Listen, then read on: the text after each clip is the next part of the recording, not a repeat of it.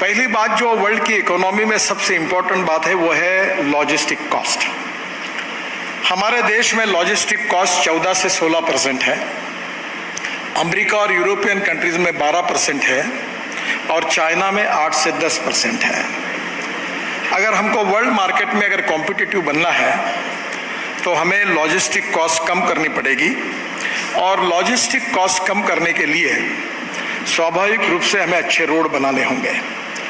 समय की कमी है इसलिए सब डिटेल में आपको नहीं दे पाऊंगा, पर 32 ग्रीन एक्सप्रेस हाईवे हम बना रहे हैं। उसमें से 24 के पहले आपको परिणाम मिलेंगे। विशेष रूप से दिल्ली से कटरा 6 घंटे में, श्रीनगर 8 घंटे में, अमृतसर 4 घंटे में, जयपुर तो अभी हो गया है, अभी एक नया केवल छोटा सा रोड बाकी है, पर अभी भी जयपुर 2.5 घंटे में, बाद में 2 घंटे में हो जाएगा। बेंगलोर से मैसूर 1.25 घंटे में हो गया है और चेन्नई से बेंगलोर अभी इसी साल दिसंबर के अंदर 2 घंटे में होगा।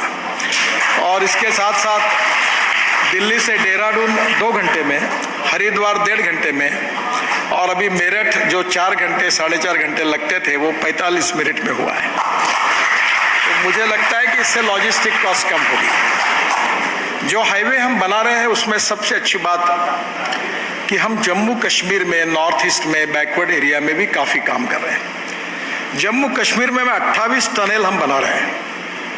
केवल जम्मू और श्रीनगर के बीच में हम 16 टनल बना रहे हैं, जिसमें से 4 केवल बाकी हैं।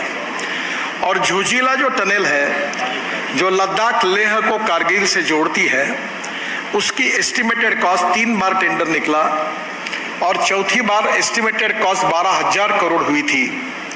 हमने साल भर उस पर वर्क किया और मुझे इस बात की खुशी है कि एसोसिएम करके दिल्ली की संस्था है, उनके साथ वर्कशॉप हुए।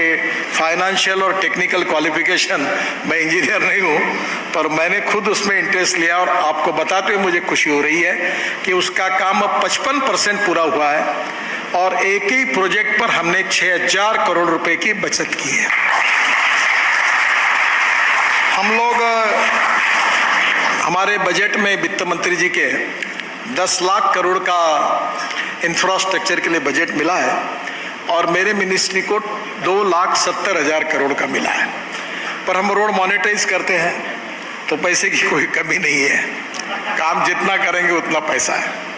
और आपको बताते हुए मुझे खुशी हो रही है कि हमारे जो मॉडल्स है BOT, हाइब्रिड एन्युटी, इनवीट, तो इनवीट मॉडल में अभी मुंबई स्टॉक एक्सचेंज में हमारे बॉन्ड इशू को हमने सब्सक्राइब किया था और 7 दिन का समय रखा था।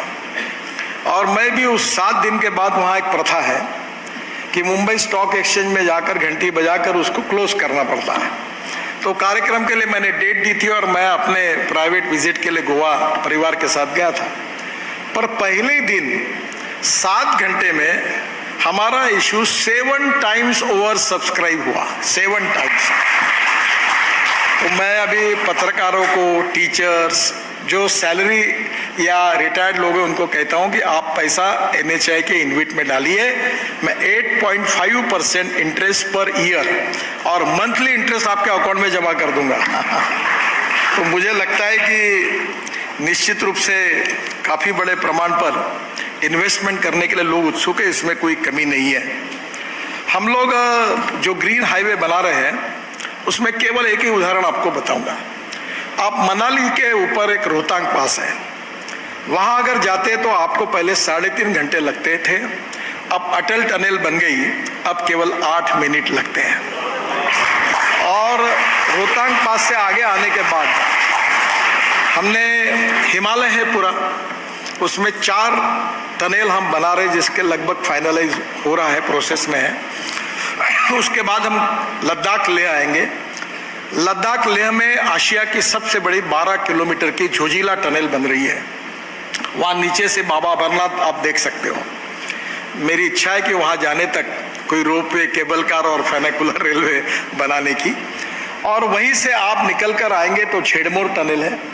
झेड़मोर लगभग बन गई, 2 महीने में उसका इनॉग्रेशन है। फिर उसके बाद श्रीनगर आप आएंगे और श्रीनगर के बाद श्रीनगर जम्मू रोड पर करीब 16 टनल हम बना रहे हैं, उसमें से 4 शुरू है काम। और वो होने के बाद जम्मू से श्रीनगर 9 घंटे लगते थे, ये पूरी टनल होने के बाद जम्मू से श्रीनगर केवल 3.5 घंटे में पूरा होगा। और कटरा आने के पहले दिल्ली कटरा एक्सप्रेस हाईवे आपको मिलता है, जहां कटरा से आकर अमृतसर, अमृतसर से दिल्ली, दिल्ली से दिल्ली मुंबई, और मुंबई 12 घंटे में होगा। और जब सूरत के पास आएंगे तो नया ग्रीन अलाइनमेंट है, जो सबसे इंपॉर्टेंट, हम पहले अपने भाषणों में बोलते थे कश्मीर से कन्याकुमारी तक। तो यहाँ से सूरत से निकलने के बाद नासिक, नासिक से अहमदनगर, अहमदनगर से सोलापुर, ये ग्रीन रोड बना रहे हाईवे। और सोलापुर से कर्नूल, जो काम शुरू हो गया, प्रधानमंत्री जी ने उसका भूमि पूजन किया था। और कर्नूल से त्रिवेंद्रम, कोचीन, चेन्नई, बेंगलोर, मैंगलोर, ये हैदराबाद, पूरी साउथ की कनेक्टिविटी होगी। अभी जो उत्तर भारत के लोग जा रहे हैं वो मुंबई जाकर, मुंबई से सोलापुर या कोल्हापुर होके साउथ में जाते हैं। अब वो जो मुंबई पूना जाने की जरूरत नहीं। अब ये कश्मीर से कन्याकुमारी डायरेक्ट एक्सप्रेस हाईवे की लिंक बनी है। और दिल्ली से चेन्नई का डिस्टेंस 320 किलोमीटर कम होगा इसके साथ। तो मुझे लगता है कि जिस प्रकार से रोड इंफ्रास्ट्रक्चर में ज़्यादा बोलने की आवश्यकता नहीं है, क्योंकि आप सभी जगह नॉर्थ ईस्ट में जाओगे, आसाम में जाओगे, कश्मीर में जाओगे, आप कहीं भी जाओ, और हमारे अपोनेंट को पूछना कि रोड का काम कैसा है तो आपको बता देगा। तो इसलिए रोड के बारे में कोई प्रॉब्लम नहीं है। हमने एक अच्छा काम किया है, वो है हम लॉजिस्टिक पार्क बना रहे हैं 2 लाख करोड़ के। क्योंकि मैंने आपको पहले कहा था कि लॉजिस्टिक कॉस्ट कम किए बिना एक्सपोर्ट नहीं बढ़ेगा, एक्सपोर्ट बढ़े बिना वेल्थ क्रिएट नहीं होगी, वेल्थ क्रिएट किए बिना ग्रोथ रेट नहीं बढ़ेगा। और इसलिए एक्सपोर्ट में आने वाले समय में बहुत संभावना है। तो हम लोग अभी जो हमने इसमें विशेष रूप से जो पार्क बना है उसमें 3 ऑलरेडी अलॉट हुए हैं, बेंगलोर का, चेन्नई का, और विशेष रूप से 2 लाख करोड़ के हम लॉजिस्टिक पार्क बना रहे हैं।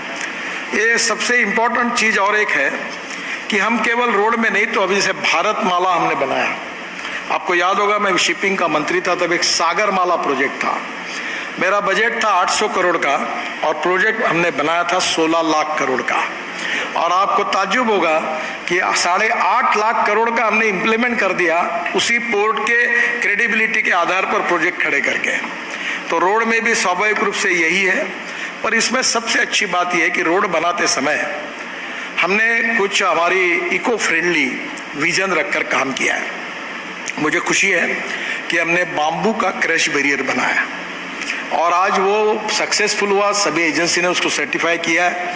और अब मेरे मन में ये बात है कि अब देश के हाईवे में हम लोग बाम्बू लगाएंगे बाजू में, जो भीमा बाम्बू